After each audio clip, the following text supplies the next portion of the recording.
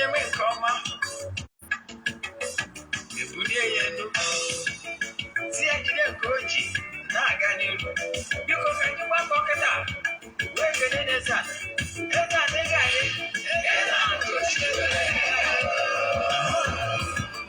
Eze-Ana Ugochi tubelu nwoke ọma na oraifite ị ga-adị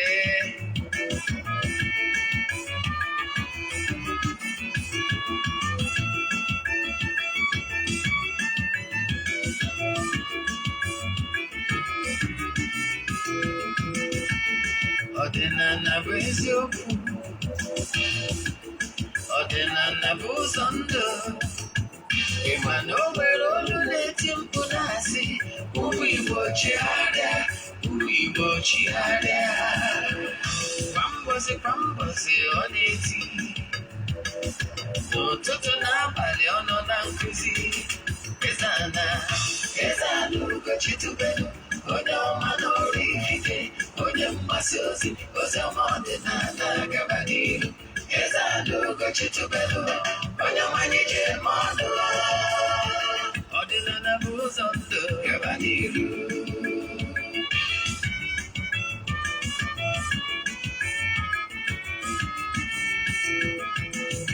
Eze-Ana Ugochi tubelu onye ọma na oraifite onye mgbasa ozi ọma ọdịnala gaba n'iru Eze-Ana Ugochi tubelu onye nwanyị ji eme ọnụ ọdịnala bụ ụzọ ndụ gaba n'iru Eze-Ana ga-adị Ugochi tubelu ga-adị Ugochi tubelu temple ọ ya adị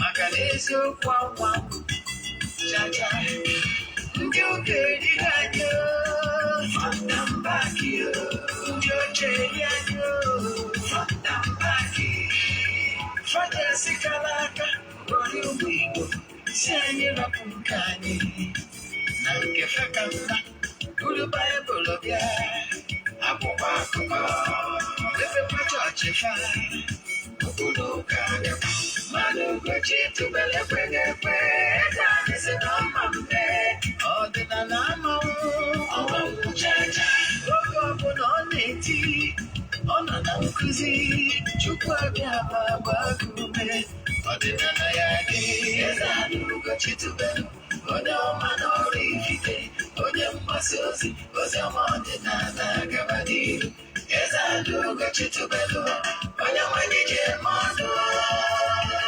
ọdịnala bụ ụzọ ndụ gaba n'iru anyị dobiri ebe a abịakwana n'ụbọchị tata n'oge awa nke eziokwu tata bụ eke a sị m na eke taa ga-eketara anyị ihe ọma ma kepụrụ anyị ihe ọjọọ a sị m na anyị ga-ejere obodo anyị ga-anakwaziri obodo a sị m ihe ọma dị n'elu ya dara anyị na ọdịnala ya pụrụ anyị obe ka ụwa were anyị ha wee fụ a sị m onye checha ihe ọjọọ ya eme anyị ya nwee ọdachi a sị m onye si na anyị ga-adị mma na onye a ga-adị mma mana onye si na ya ma adị mma na onye agha ma nnata mmata iruwa agwụ ise n'ụbọchị taa n'oge awa nke eziokwu ihe anyị ji wee bịa bụ nkụzi mara mma ka ihe amụta ihe na ya ka mbụ ka onye nke gị Ogbuefi Eze-Ana Ugochi tubelu na oraifite na Anambra steeti abụm onye isi nchụaja na Ugochi tubelu na tempụl ndị na-agba afa mmiri emirokwazi ọrụ mmụọ dị iche iche abụkwazi m onye isi nchụaja na ọdịnala Restoration Prayer Ministry bụrụkwazi onye mgbasa ozi ọdịnala Igbo ị ga-akọm ya na ọdịnala evangelist wee asa den ka ọzọ ihe ejimo ya ama anyị ji bịa n'ụbọchị tata bụ isiokwu anyị bụ ihe niile ị kwesịrị ịma gbasalụ ndị ichie part 2 more you need to know about ndị ichie part 2 onye ka anyị ji bịa mana bifo anyị gaa n'iru echefuna na aja anyị na-achụ kwa ọnwa nke ọnwa Jenụwarị ka na-aga n'iru anyị ga-achịkọta na Jenụwarị 14 19th aja mbuli elu aja ịpụta ihe anyị na-achụ n'isi onye ọbụla sonyere anyị maka mbuli elu na-epụta ihe distance abụrụ ebara ya ị nwere ike isonyere anyị ebe ọbụla ị nọ all over the globe ndị na-esonye bụ ya marago ka esi esonye ya mana maka gị nwa onye ọfụ ịchọ ka ọnwa agago nọ maka ọnwa Febụwarị send the animal message na WhatsApp. Here I need it from you with 3 prayer requests and token. Here send it to the account number. The chat is them na WhatsApp and then I want to get details that I need it from you. I will give you a book. Yes. My WhatsApp number is 0805 7837 670. I repeat 0805 7837 672. Keep able ya ma ọkwa dị mkpagbu. Echefutara ya ụbọchị Monday and Wednesday bụ ụbọchị anyị ga-enwe counseling and anyị ga-enwe ordinary administration using ordinary method. Oge m ji ekwupi okwu na temple n'isi ndị niile wụ friends of the temple, our partners, viewers and fans all over the world. Na ndị dị iche iche anyị na-alụ ọrụ mmụọ dị iche iche. Ụbọchị a ka anyị ji ekwupi okwu anyị kwuru na ọrụ mmụọ ọbụla anyị na-alụ na afọ anyị na-agba na distance abụrụ ebara ya. Ka bụ ihe kwesịrị ma so iche isonye ị nwere ike isonyekwara ya ụbọchị Monday na Wednesday to tap the blessing. Even if ebe ọ bụla ị nọ just face the east.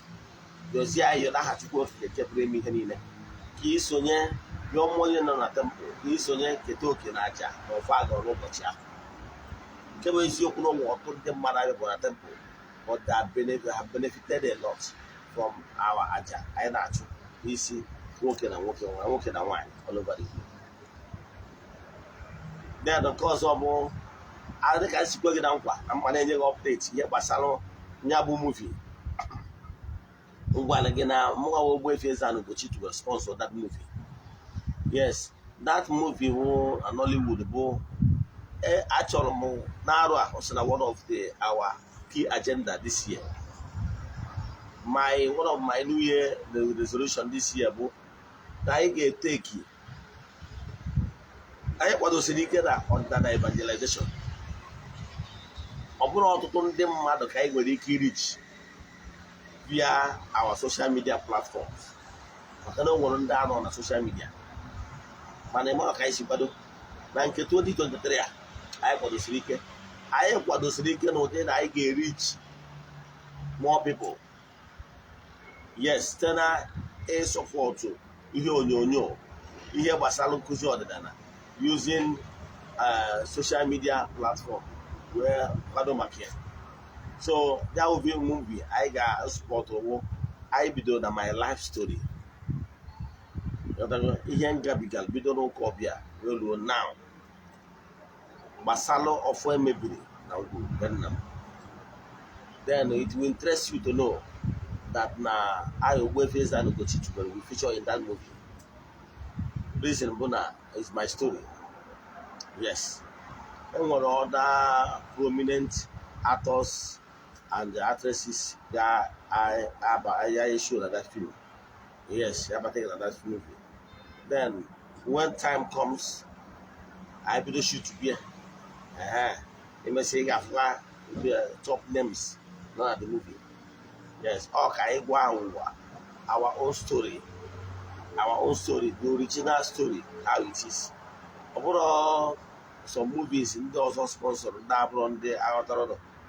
Then narrative based on bias, mind, against what we want to tell our own story, our own way, the truth and nothing but the truth. And that is one. So now moving Kurawangi from 13th. From 13th, I gave the shoot with that movie. Yes. So I shoot China movie. I may say Magopagi. Then the boy I have Magopagi Makana on our YouTube channel. Yes.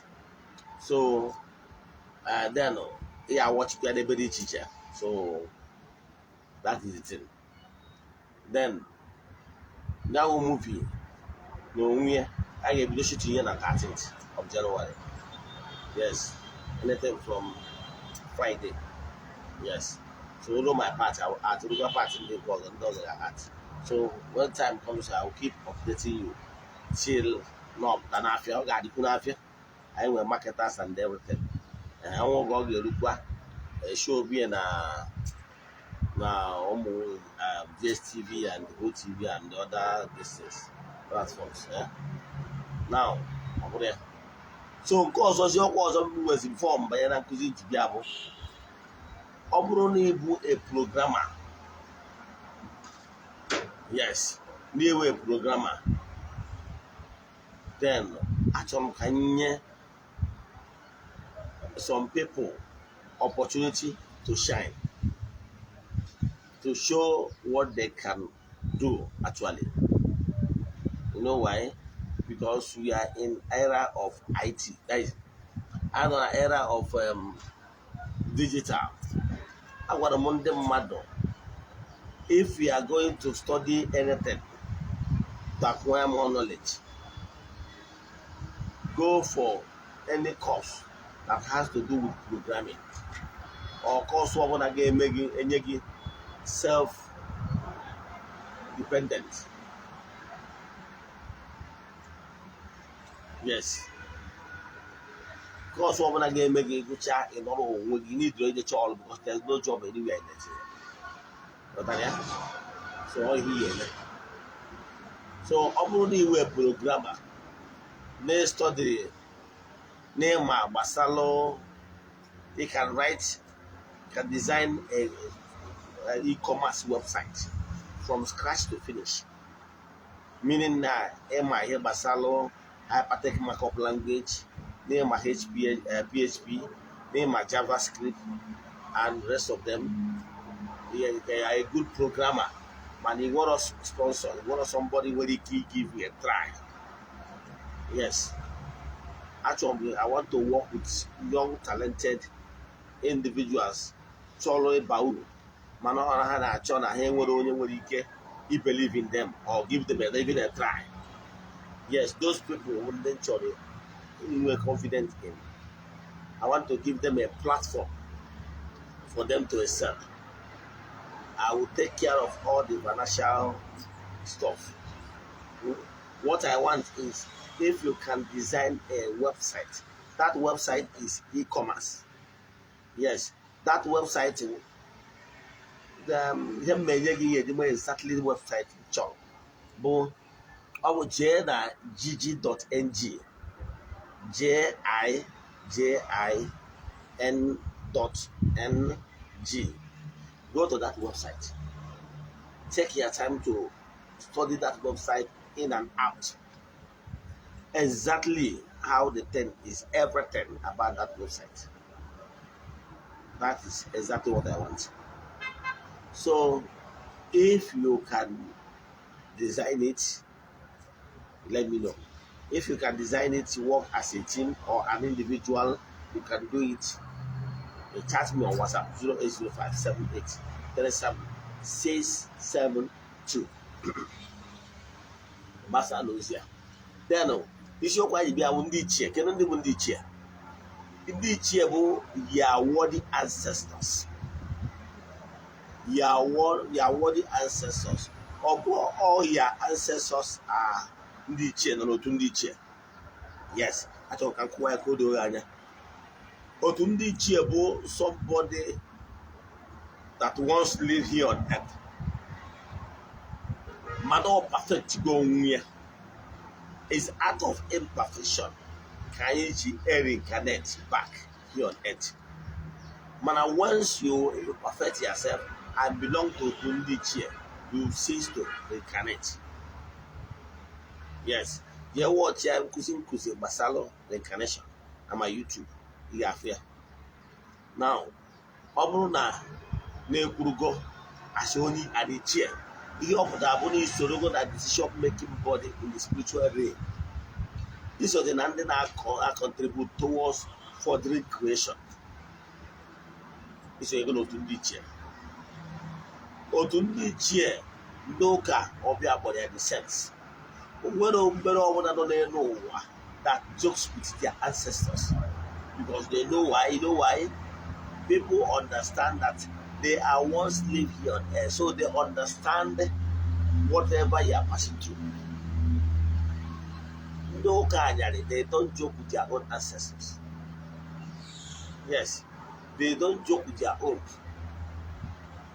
They mention then their names very often, including Abraham, Shadrach, Meshach, and Abednego. They will always tell you, they will call their names, they will call, they will call you, tell you about the Anthony of Assisi, and they will tell you about Anthony of Padua, they will tell you about Francis of Assisi, they will tell you about Paul of Tarsus, they will tell you about St. Catherine and Emmerich, they will tell you about Padre Pio, they will tell you about St.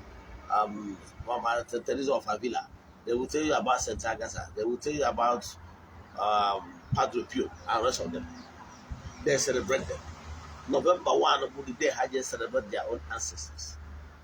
They don't joke with their forefathers. They are considered as the bringers of their message, the truth. They celebrate them. If you do anything to talk against their ancestors or somebody they consider worthy ancestors, they will stone you to death. You can't go to India and be telling them or talk anything against Buddha. You understand? So some of those, all the world religions celebrate theirs. But we in Igbo, we Africans,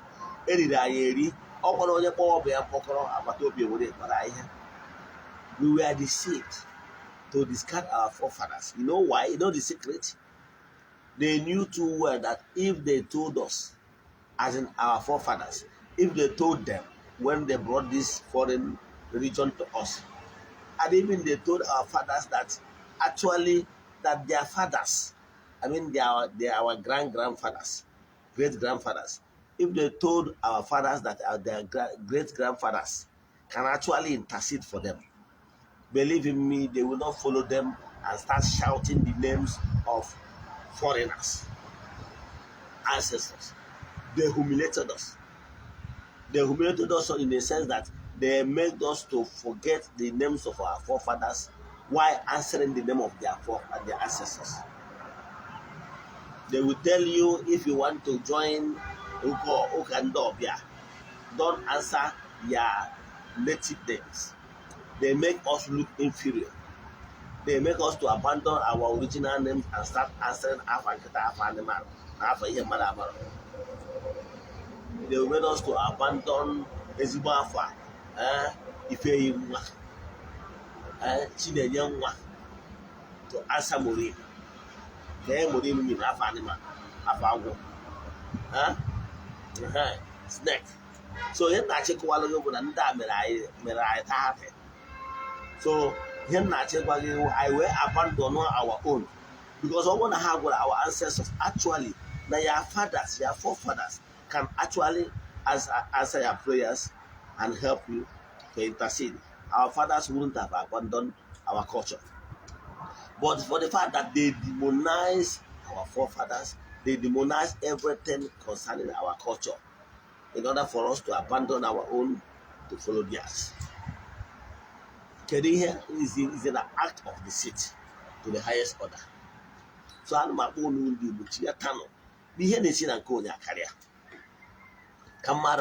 how will you feel? Yes, as a father, how will you feel? If you're not powerful, yes, working one, you're not powerful, or Paris no. For the days on when I can quiz you, hey, blown on one more on our house or quiz you. Now, how will you feel after he touch around for? I'm on my own, but I can tell you, next 100 years, 200 years, you must have passed on. No, I go, yes, I brought ancestors. How will you feel after this year effort or Paris no? How will you feel? They meet to the ancestors in the door, and because not spoken, they're mad do. We went on about one money. Your descendant, after the hell, Padre Pio, Nelo, hell, Francis of Assisi, Nelo, Padre Antonio of Padua, Nelo, Ignatius Loyola. Hello, Maria Goretti, St. Clara, and the rest of them, and ignore you because you know why?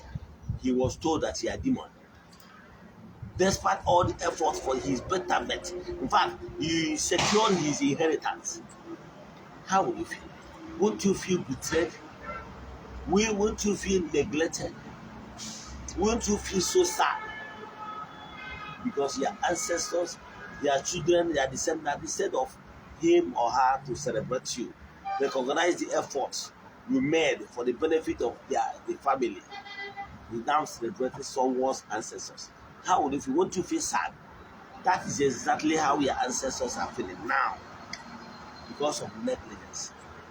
Ndị ụka ọbịa November 1, they celebrate their feast of the saints, all saints, because ụbọchị ha ji celebrate ndị nna nna ha bụ ndị ichie. When was the last time you celebrated your ancestors ndị ichie? When was the last time you wetara ọjị gbapụrụ ndị ichie ma ọ bụ mee saraka, create a kind of festival to celebrate them, to call them odogwu, because they did everything humanly possible. They might not be Dangotes of this world, yes, but wherever they stop, you as their child, they expected to carry on, to take it up to greater heights. Makana watakiri na Igbo, na agọfọ na nweke. Kedu ihe ime? Instead you keep calling them names. I want to know opportunity to get and send them mad who will mention the ancestors of Nanya. Some people can mention up to 200 names, not 200 cents. But Nani Igbo, Isioni Igbo, they mention 10, okay, even 6 ancestors down the line, straight line. Onya, downwards. Most people don't know. Most people don't even know beyond the name of their father and their grandfather. Great grandfather, no. Great grandfather, no. Great grandfather, they don't know. Manhattan can daughter.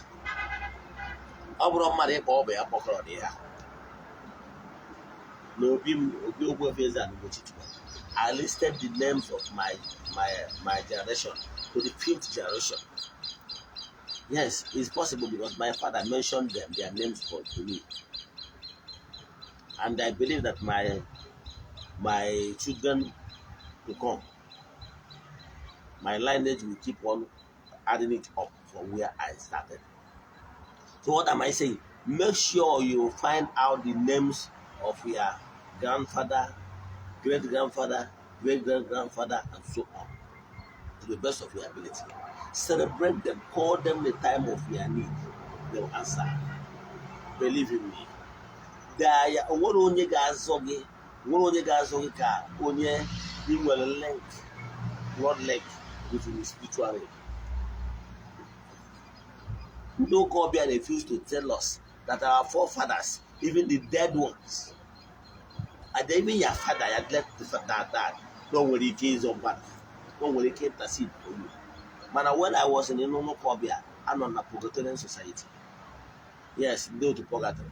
I Kuzila na Nina Purgatory, I actually, the hair would keep saying, I will go to paradise because how can I wait in trial? So no Kobia when yellow, Nandia one Purgatory can actually intercede for us as you know Kobia.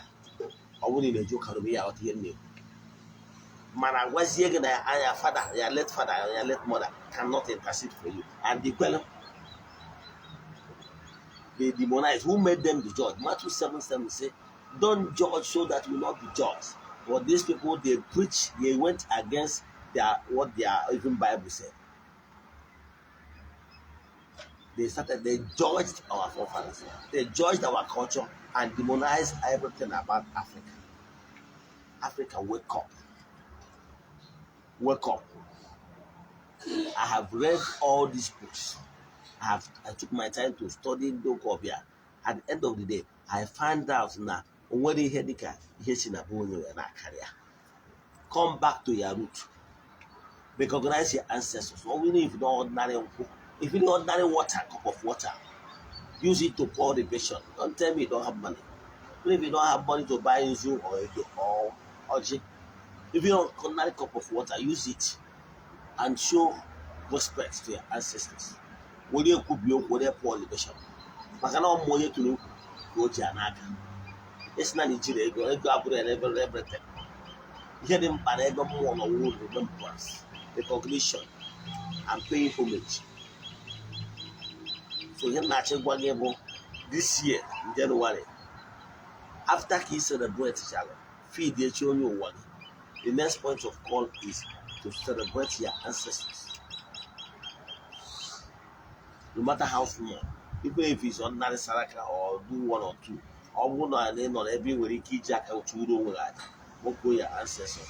Call your spiritualist or your natural or charge an family.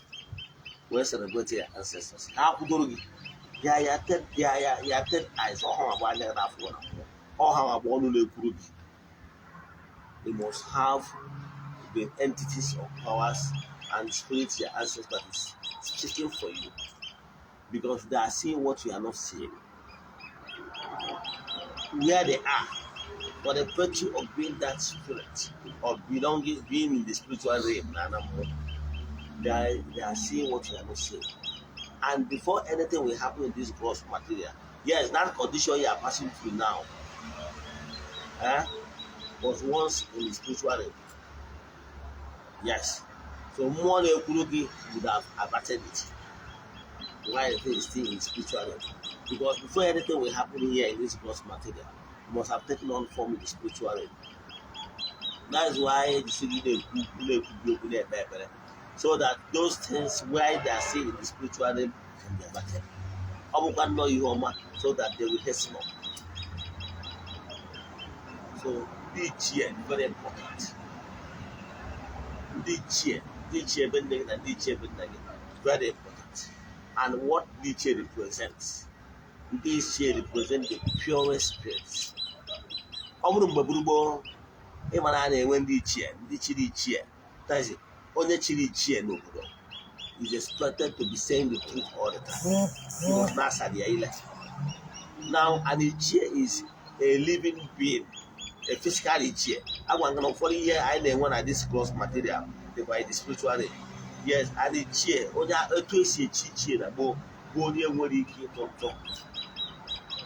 Ichie ahụ echiri ya bụ na onye a n'ọka nọ na ndụ mana nọ na-ebi ndụ n'ọnọzi ọdụ ka mmụọ nọ na-ebi ndụ dị worthy of emulation n'ọbụ like a representative of the spiritual ichie etu aka o kwesịrị ịdị mana ndị ụka anyara ha bastardized everything kịta a na-echizi ichie ihe afọ onye na-eje ụka ọsị na-echọrọ ichi ichie ọ chọrọ ichi ichie ahụ nwere ike gwụrụ ụlọ ahụ abịagụchi ihe ndị agha eme ọsị si wepụ nke a na ya chọrọ like na be anyị tata onwe ndị si na ha ga-echi ọzọ bụ na our own clan because amụghọ na onwe mbụ Eze-Ana bụ onye isi ọzọ Eze-Ana enwere ike ichi mmadụ Eze-Ana ma ọ bụrụ na asarọ gị ile is one of the major criteria enwere ike iwe that one mana o nwere ndị ụka na-eje ụka si na ha chọrọ ichi ọzọ na other villages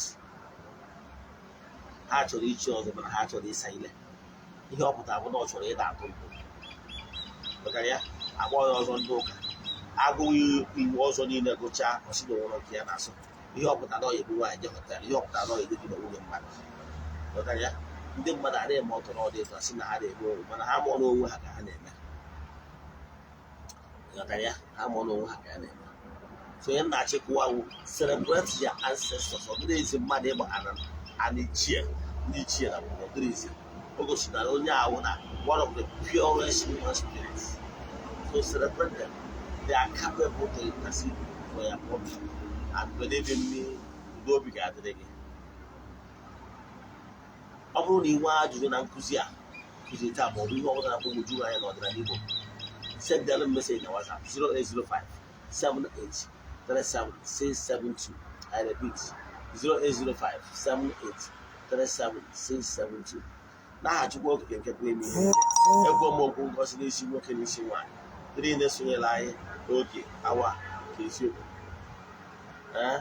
asị m ka ihe ọma mere ha ndị mmadụ ndị gbakọdoro ndị ichie ebe nne na ndị ichie ebe nna ha azụ may the ancestors intercede for them and have mercy on them and intercede in their challenges of life so that they will become better human beings. ayọma ayọ na-asị ndị niile nọ n'olu na ndị nọ n'Igbo na distance abụrụ ebe ya ebe ọ bụla onye anọ nọ under the influence of my voice, let them receive help. Ndị na-achọ di ha nwee di, ndị na-achọ nwunye ha nwee nwunye, ndị na-achọ connection ha na-enwe, ndị na-achọ papers n'obodo mba ha nọ ha nweta, ndị na-achọ connection nwoke na connection nwaanyị ha nwee, ndị na-achọ mbunye na upliftment financial breakthrough, ndị na-achọ protection ha nwee. N'aha Chukwu Okike nke pụrụ ebe ihe niile, onye ike niile si n'aka ya bịa. Emechaa vidiyo a efesara ya ndị ọzọ, ya gazienụ n'ọfọ.